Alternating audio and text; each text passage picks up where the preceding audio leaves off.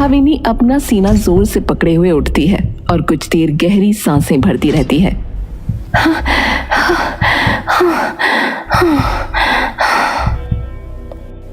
Bhavini side में रखी जग को उठाकर उसी पर मुंह लगाकर पानी पीने लगती है और अपने पैर बिस्तर से नीचे लटकाकर बैठ जाती है। दोनों हाथों से अपने बालों को अपने कानों के पीछे ले जाती है और दोनों हाथों से कसकर अपना बिस्तर पकड़ लेती है और गहरी सांसें भरने लगती है। भाविनी धीरे धीरे अपने बिस्तर पर वापस लेट जाती है और अपनी आंखें बंद कर लेती है।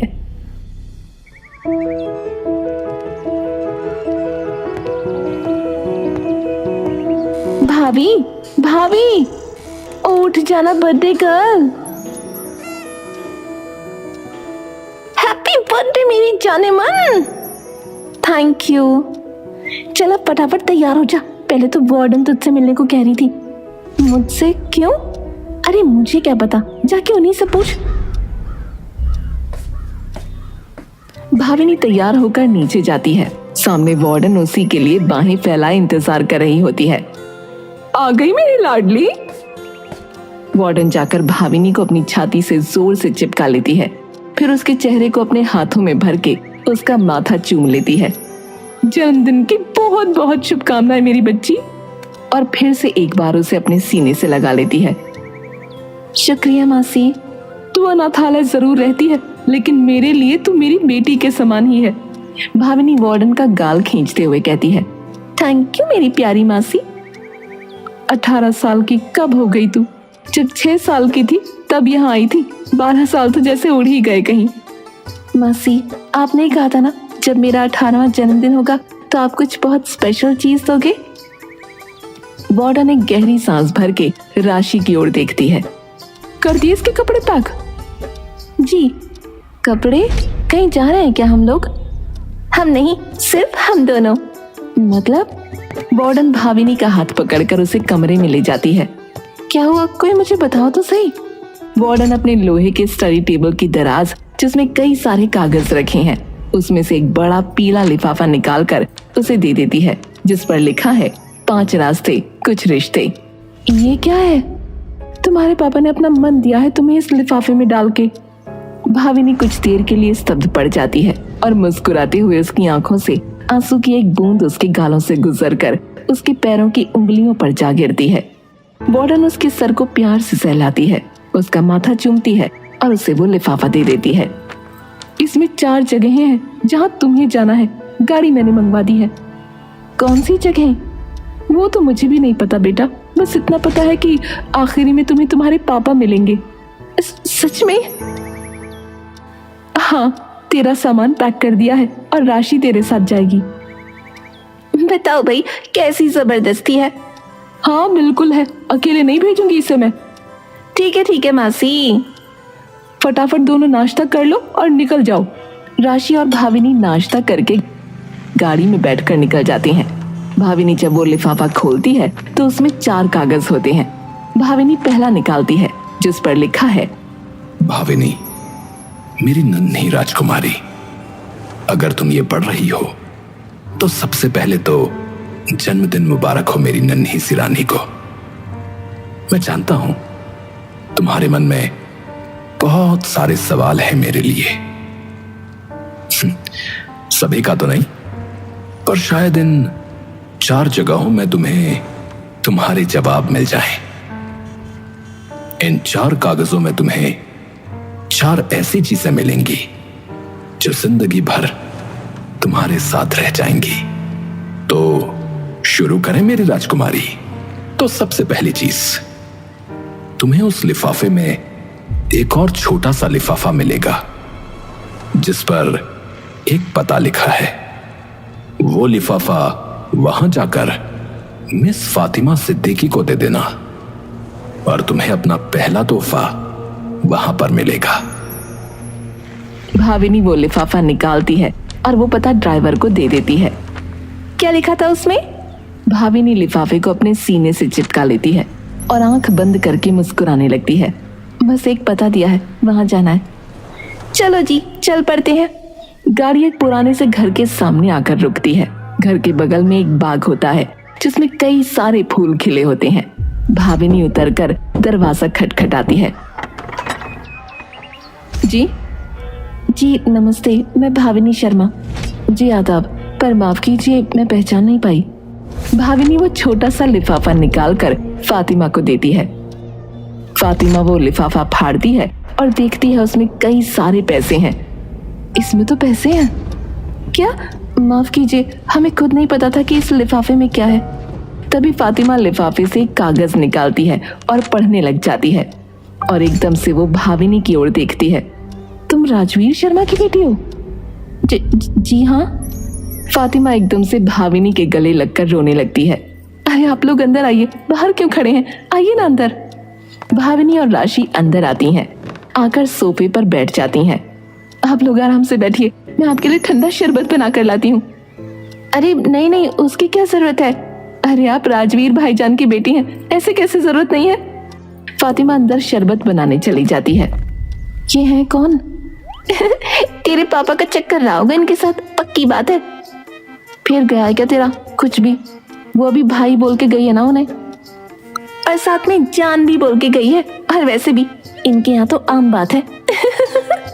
और ये कहकर हंसने लगती है। तू चुप हो जा, मुझे भी पिटवाएगी वरना।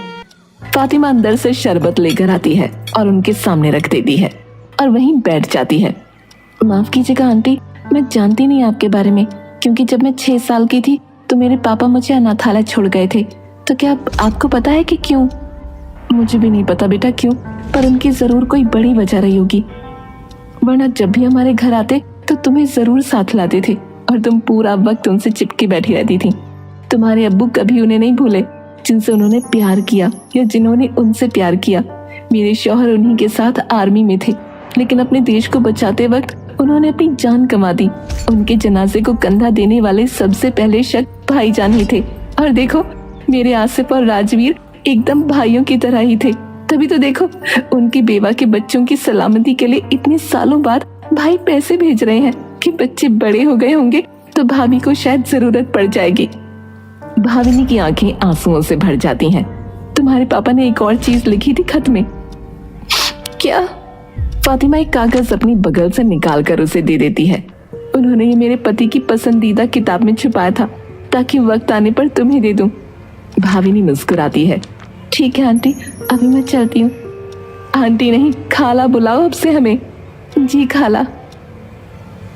भाविनी और राशि वहां से गाड़ी में बैठकर अगली जगह की ओर निकल जाती हैं।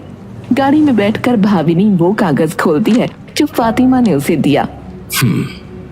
तो ये था तुम्हारा पहला तोहफा।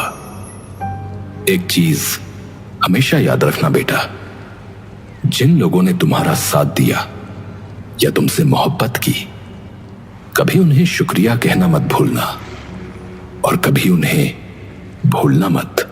भाविनी राशि की ओर देखती है और अचानक से उसकी आंखों के सामने कई तस्वीरें दौड़ जाती हैं।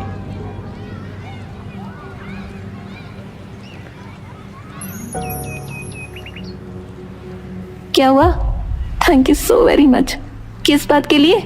बचपन से मेरी बहन बनकर मुझे संभालने के लिए। मुझे एक बार भी ऐसा नहीं लगा कि मैं अकेली हूँ।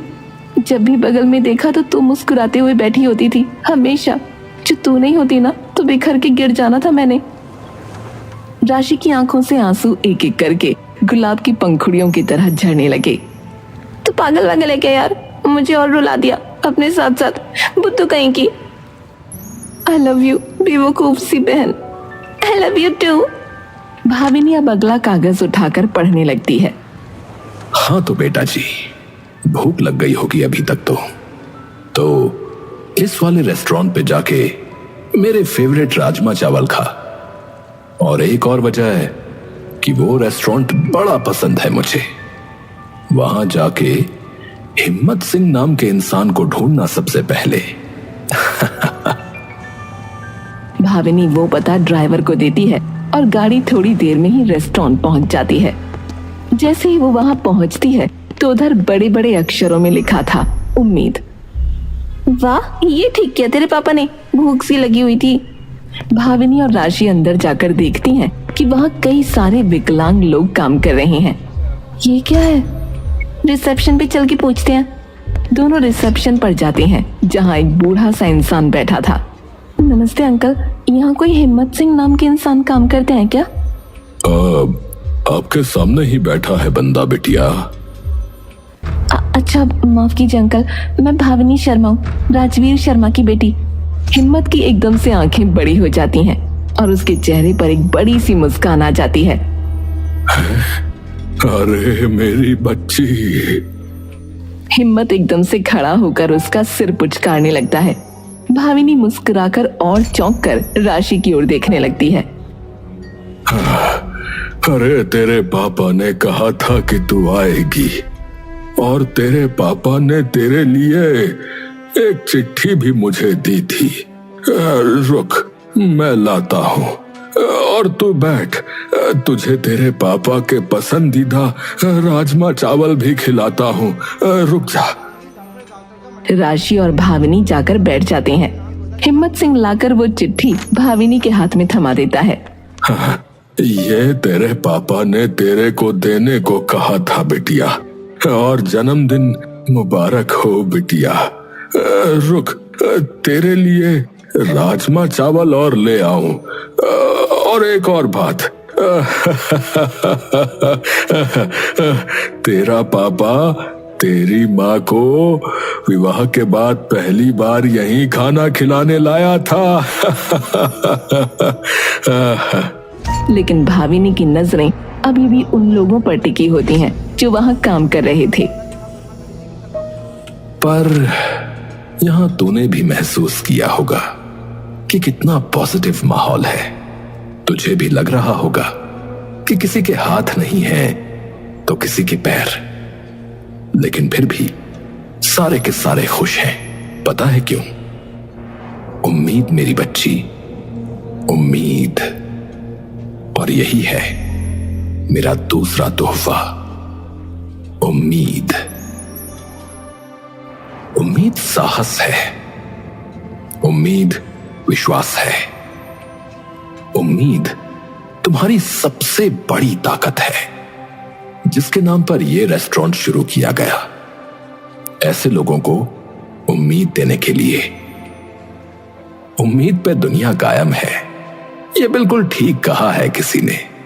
और मेरी सबसे बड़ी उम्मीद तो तुम ही हो, और मेरी सबसे बड़ी उम्मीद हो तुम। तो मेरी उम्मीद, कभी अपनी उम्मीद को बुझने मत देना। भाविनी एकटक उस चिट्ठी को बार बार पढ़कर मुस्कुराती रहती है और थोड़ी देर में दोनों वहां से निकल जाती हैं। राजमा चावल बढ़िया थे, हाँ ये तो मानना पड़ेगा। भाविनी अब तीसरा कागज निकालती है। तो अब तुझे तीसरा और चौथा तोहफा एक ही जगह मिलेगा। इस पते पर चले जाना। ये तेरी मां और मेरा खुफिया अड्डा है। जब दुनिया से परेशान हो जाते थे ना, तो हम दोनों भाग के यहां आ जाते थे। यहां तुझे चढ़ाई करनी पड़ेगी। हाँ, थोड़ा सा पहाड़ी इलाका है। तो सबसे पहले तू साइड वाली परचून की दुकान से चाबी मांगकर दरवाजा खोलना और ऊपर वाले लिविंग रूम में जाना, जहां तू मेरे साथ मेरी रॉकिंग चेयर पर बैठ के सोया करती थी। वहां कोने में एक टीवी टेबल है, उसका दूसरा दराज खोलना और वहां तुझे तेरी मां का दिया हुआ तोहफा मिलेगा। भाविनी वो पता ड्राइवर को बताती है।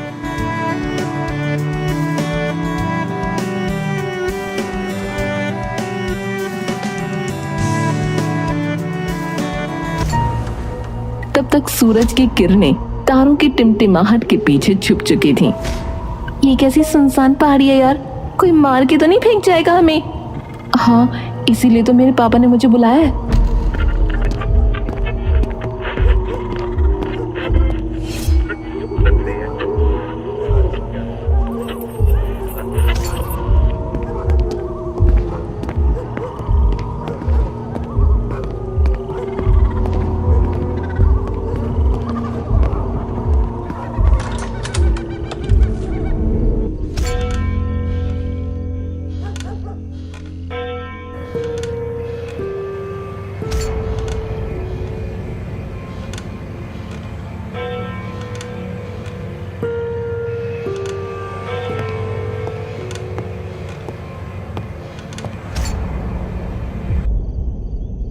वो कोना देखती है तो उसे टीवी टेबल दिखता है।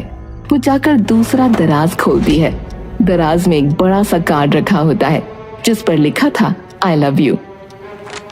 भाविनी वो कार्ड खोलती है। अंदर उसकी माँ ने एक कविता लिखी थी।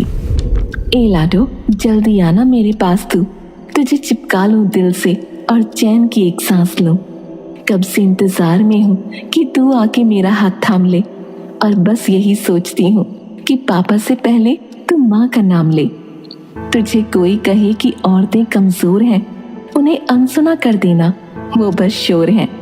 अरे हम औरतों ने दुनिया बना दी, तो हमसे प्रबल कौन हुआ?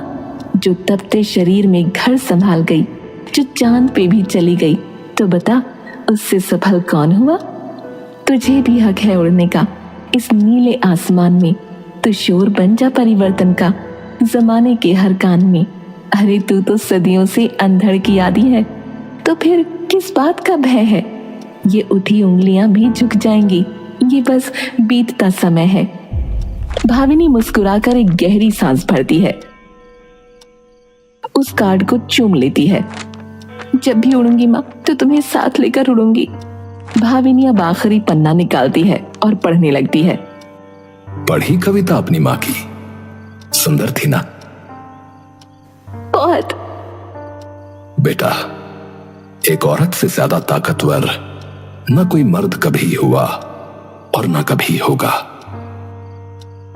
ये तेरी माँ ने तब लिखी थी जब तू उसके पेट में 6 महीने की थी। उसे पता नहीं कैसे, पर पता था कि बेटी ही होगी। जब तू पैदा हुई तो डॉक्टर ने कहा कि बच्चे और मां में से कोई एक ही बच सकता है। तो तेरी मां ने 1 सेकंड भी नहीं सोचा, धड़ाम से तेरा नाम ले दिया।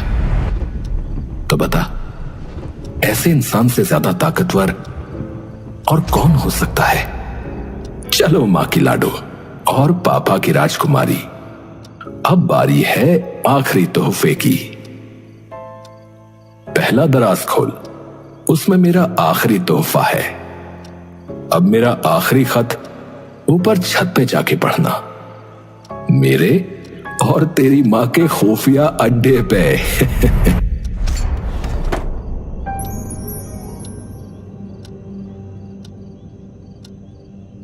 भाविनी वो खत और तस्वीर लेकर ऊपर चली जाती है। पूरा आसमान तारों से भरा होता है। भाविनी के साथ राशि भी ऊपर आकर बैठ जाती है। भाविनी वो खत खोलकर पढ़ने लगती है। तो ये है मेरा आखिरी तोहफा। माफ करना बेटा, पर जब तुझे यह खत मिलेगा तब तक मैं इस दुनिया से बहुत दूर जा चुका हूंगा। भाविनी धीरे से बिना हिले आसमान की तरफ देखने लगती है। क्या हुआ? पापा अब इस दुनिया में नहीं है, पर मुझे कहीं ना कहीं वो बात पहले से ही पता थी, क्योंकि अगर होते तो मेरे पास जरूर आते, और नहीं भी आते तो इस बेटी को जरूर पता होता कि वो कहाँ है। पर कभी लगा नहीं ऐसा। आई एम सो सॉरी यार। कोई नहीं, तू है तो सही मेरे पास, मेरी माँ बाप सब कुछ, हमेशा हमेशा। भाविनी फिर से खत पढ़ने लगती है। माफ करना बेटा, तुझे एकदम अकेला छोड़ गया। मेरा रोज मन टूटता है ये सोचकर कि तुझे अकेला छोड़ दिया। जब ये बीमारी हुई मुझे तो लगा कि ठीक हो जाएगी, क्योंकि तू थी मेरे साथ। लेकिन मैं उस दिन टूट गया जिस दिन तुझे कोने में डरकर छिपे हुए देखा, क्योंकि मैं दर्द बर्दाश्त नहीं कर पाया और बाहर चिल्ला पड़ा। तो तू डर के कोने में दुबक गई, और जब डॉक्टर ने कहा कि बचने का कोई चांस नहीं है, तब मुझे लगा कि मैं ये दर्द 100 साल बर्दाश्त कर सकता हूं, पर तेरा दर्द, तेरा अकेलापन मुझसे बर्दाश्त नहीं हुआ। इसलिए तुझे छोड़कर आना पड़ा। मेरा आखिरी दिन बस तेरी यादें ही कटवा रही हैं। और हां, जब ऊपर जाऊंगा तो जरूर तेरी शक्ल मेरा गिफ्ट बनेगी।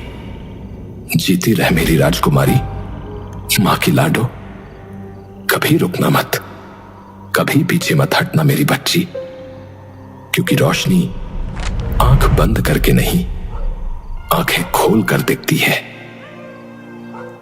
वो तारे टिमटिमाते हुए देख रही हो ना, वहां तक जाना है तुम्हें, तो बस चलते रहना मेरी बच्ची। साहस, प्यार, संवेदना, ताकत और सपने, बस यही 5 चीजें मेरा आखिरी तोहफा है तुम्हारे लिए।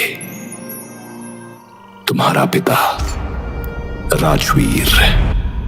भाविनी चिट्ठी तय कर दी है और नीचे रख देती है। तस्वीर को अपने सीने से लगाकर जमीन पर लेट जाती है और आसमान की ओर देखने लगती है।